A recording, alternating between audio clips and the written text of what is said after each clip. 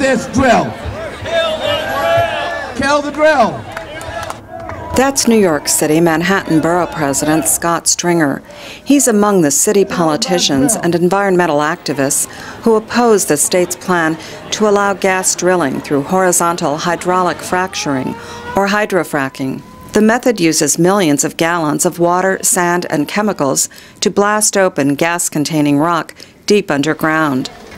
Opponents and a handful of supporters testified at a recent hearing in New York. We don't even let people build a house near the watershed, and now you're telling us we're going to let people drill in the watershed after we've spent? The Catskill Mountains in southern New York supply New York City's drinking water, water so pure that it isn't even filtered.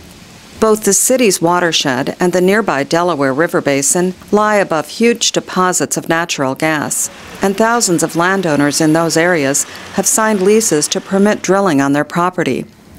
Delaware River outfitter David Jones notes that gas burns more cleanly than other fuels. This is a good, clean resource. It must be developed. We desperately need this.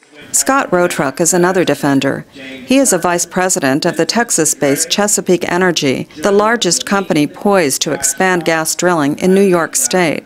Yes, we understand the environmental concerns. With that being said, we know without a doubt we could drill safely in any watershed. We have proven this time and time again, and successfully in eco-sensitive areas across the country. Despite that, he confirmed that following a public outcry, Chesapeake will not seek to drill within the New York City watershed.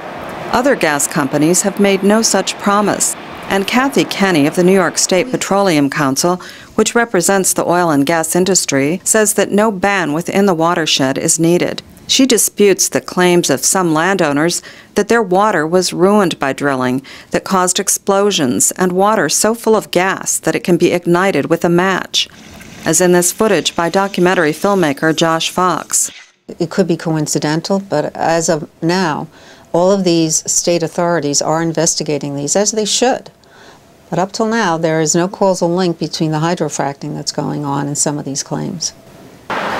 But Pennsylvania recently fined the Cabot Oil and Gas Corporation for drilling that ruined the drinking water of at least 13 families, and for illegal discharges of toxic waste. Studies of gas drilling in western states have found similar problems, as well as severe air pollution. In New York State, where the bedrock is highly radioactive, scientists say drilling will also create radioactive wastewater thousands of times above the safe limit.